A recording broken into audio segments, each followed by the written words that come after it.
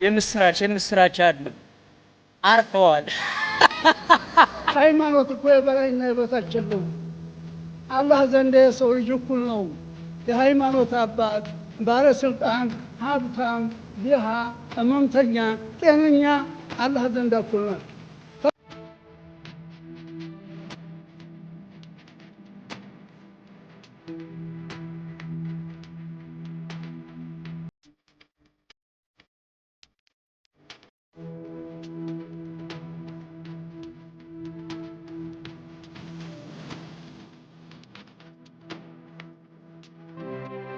የታላቁ አባት የቀብር ስነ ስርዓት ተካሂዷል። እንግዲህ ከቀብሩ በፊት በሚሊኒየም አዳራሽ አዲስ አበባ ብዙ የመንግስት ባለስልጣናት እና ብፁዕነታቸውን ጨምሮ ብዙ የባለስልጣናት ትላልቅ ሰዎች ባሉበት የሽኝት ፕሮግራም ተደርጎ የታላቁ አባት የአስክሬን ሽኝት ከተደረገ በኋላ የቀብር ስነ ስርዓታቸው ተፈጽሟል።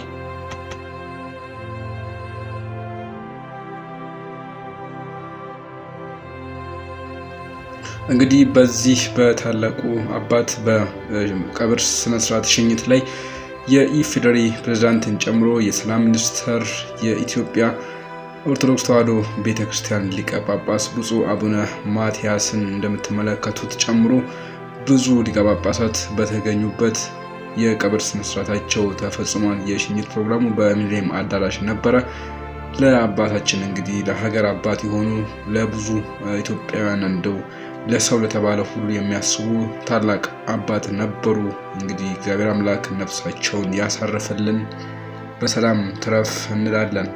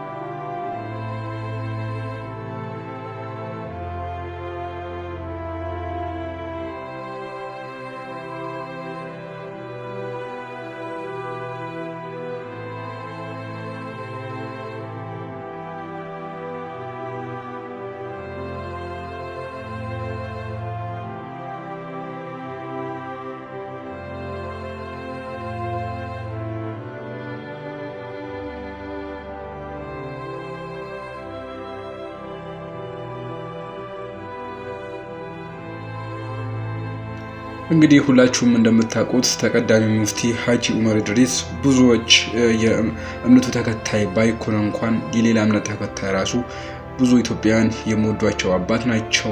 እስኪ ከዚህ ቀደም ከተናገሩት መካከል እስኪ ተወሰኑን እስኪ እንስማና እንመለስ። ሃይማኖት እኮ የበላይና የበታች የለውም። አላህ ዘንድ የሰው ልጅ እኩል ነው። የሃይማኖት አባት፣ ባለስልጣን፣ ሀብታም፣ ድሃ፣ ህመምተኛ፣ ጤነኛ አላህ ዘንድ እኩል ናቸው። ፈጣሪ ጌታ ዘንድ እኩል ናቸው። ይህንን ተግባር ላይ እስካላዋልን ድረስ 100 ጊዜ ብንለፈልፍ 100 ጊዜ ብናደርግ በሺህ የሚቆጠር ብናደርግ ፈጣሪ ጌታ አይሰማንም። ይሄን ማወቅ አለብን። መጀመሪያ ልባችንን ንጹህ ማድረግ አለብን። ሁለተኛ ስራችንን ንጹህ ማድረግ አለብን። ከተንኮል መመለስ አለብን። ከምቀኝነት መመለስ አለብን። መከባበር አለብን። መተዛዘን አለብን። አንዱ እየበላ እየሟጠጠ አንዱ ንብረት አንዱ እየወሰደ አንዱ ጦማዳሪ ነው።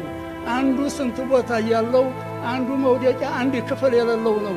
በዚህ ነው እንደ አላህ የሚያዝነው። በዚህ ነው እንደ አላህ የሚያዝነው። ገና ተወደፊት የሚመጣ አላህ የደቀነው ያስተበዋል ይመስላል። ይህም በቂ አይመስለንም። እውነቱን ሐቂቀውን ስናየው ይመለስልኛል እንደሆን እኛ እንመለስ፣ እኛ እንመከር። አለዛ እንደ መሻይኾቻችን እንደ ቅድመ አባቶቻችን እንዲህ ዓለም እንዲህ የሚያንቀጠቅጥ ነገር የለም። በሸኾቻችን አንድ አደጋ የመጣ እንደሆነ አንድ ሸኽስ ተደረሰው ይበቃል። አንድ አካባቢ ሰደቃ ይመልሰዋል። የአንድ አካባቢ ዱዓ ይመልሰዋል። ታዲያ እንደው ብንለፈልፍ ይሆናል እንዴ? ብንለፈልፍ አይሆንም። መመለስ አለብን። መሪውም ይመለስ፣ ተመሪውም ይመለስ። የሃይማኖት አባቶች ይጸጸቱ፣ እንጸጸት። ወጣቱ ይመለስ፣ ሴቱ ወንዱ ይመለስ። ፈጣሪ ጌታ ይሰማናል። እኛ ዱዓችን የማይሰማበት ምክንያት የለም። ተተመለስ። አላህ ሀገራችንን ሰላም ያርግልን። እንግዲህ እኛ አባት ሁሉንም ሰው እኩል የማዩና እምነቶችን ራሱ የማያበላልጡ በዚህ መልኩ የሚያስተምሩና በዚህ አይነት እንደዘነ ስብዕና ያላቸው አባት ነበሩ። ነገር ግን ተቃዋሚ በጣም ብዙ ተቃዋሚ ነበራቸው። ሰላምን የማይፈልጉ የሚያጋጩ ግጭትን የሚፈልጉ ብዙ ተቃዋሚ ነበሩ ከዚህ በፊት። አሁን እንኳን ሞተው ለነዚህ ተቃዋሚዎች ግን ደስታ ሆኖላቸዋል። ሞተው እንኳን ማረፍ አልቻሉም። እስኪ እንደነዚህ አይነት አንዳንድ ሰዎችን ምላሽ የምትሰጥበት ይሆናል። ተመልከቷቸው። የምስራች አለ አርፈዋል።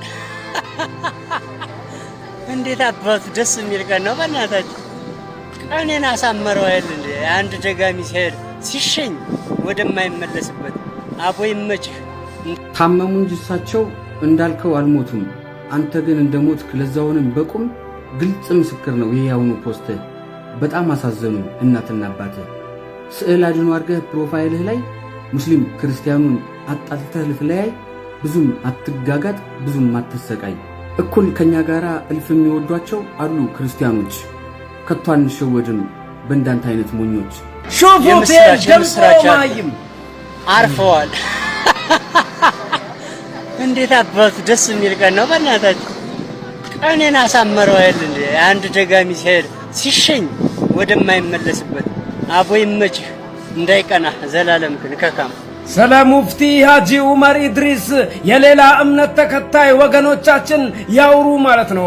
ቪዲዮ እንኳን እኛ ሙስሊሞች ስለሳቸው ስንሰራ ገብተው የሌላ እምነት ተከታዮች ናቸው ሙፍቲን በጣም ወዳቸዋለሁ አላህ አፊያ ያርጋቸው እያሉ ጸሎት ሲያደርጉላቸው የነበሩት ማለት ነው። ዛሬ ግን አላህ አላለውም፣ ወደ አኪራ ተሸጋገሩ። ዛሬ ግን ይህ ወንድን ደጋሚ ጠንቋይ እያላቸው እየሰደባቸው ይገኛል ማለት ነው። ሙፍቲን የምትወዱ እንዳለ የኢትዮጵያ ሕዝብ እንዳለ ይሄን ቪዲዮ ሪፖስት እያደረጋችሁ ይህ ልጅ አዲስ አበባ ቁጭ ብሎ ነው ይህን ሁሉ ነገር ያደረገ ያለው። ሁላችሁም በትብብር ይህን ልጅ ይዛችሁ መምከር፣ ካልሆነ ደግሞ የጤና ሁኔታው ደግሞ አሳሳቢ ከሆነ አማኑኤል አስገብታችሁ የራሳችሁን ኃላፊነት እንድትወጡ ላለው ድርሻዬን ተወጥቻለሁ። አመሰግናለሁ። አንድ ሴት ለሀጂ ሙፍቲ ዑመር ስትሰግድ የሚያሳይ ነገር ሲንሸራሸር አይቻለሁኝ። ይህን ቪዲዮ የሰራሁት ለምን ሰገደች ምናምን ልል አይደለም። ምክንያቱም ሀጂ ሙፍቲ ዑመር ሲሞቱ መስገዷን ታቆማለች። በተለይ ኢኽዋኖች ይሄ ሙፍቲ እንትን ታመመብን እያላችሁ እንትን የምትሉ ሰዎች እፈሩ። እንዲህ አይነት ሰው እንደም ቢሞት ለአላህ ስድስት ሽኩር ነው መወረድ ያለበት። ስንት ሰው ነው በዚህ ሰው የሚጠማው? ስንት አሁን ባለፈው አላህ ከአርሽ በላይ አይደለም ብሎ የተናገረውን ፈትዋ ስንት ነው ሲያራግበው የነበረው? ሲሞት ሙስተሪሁ ወሚስተር ሚንሁ የሚሉት ማለት ነው። አዎ ጀናዛው ሲያልፍ ማለት ነው። ወይ እንገላገለዋል ወይ ይገላገል። እንደምትመለከቱት ነው እንግዲህ በሞታቸው ያሾፋሉ፣ እንኳን ሞቱ ይላሉ። እንደው እኛ አባት ክፉ ቢሆኑ እንኳን አይደሉም እንጂ ክፉ ቢሆኑ እንኳን አንድ ሰው ከሞተ በኋላ እግዚአብሔር ይቅር ይበለው ነፍሱን ያሳርፍልን ተብሎ ይለመናል እንጂ የሞተን ሰው እንዴት በዚህ መልኩ መናገር ይቻላል? በጣም አሳሳቢ ነው። ልቡና ይስጣቸው ብቻ ለነዚህ ክብሯን ተመልካዮቼ። እስኪ አሁን ወደ ቤተክርስቲያን ዜና እንመለስ። ሰሞኑን በቲክቶክ ላይ በብዙ ማህበራዊ ድረገጽ ላይ ሲዘዋወር የነበረው ቤተ መቅደስ ውስጥ ዲያቆኖች ሲደባደቡ የሚያሳይ ነው። እስኪ ተመልክተን ሐሳባችንን የምናስቀምጥ ይሆናል።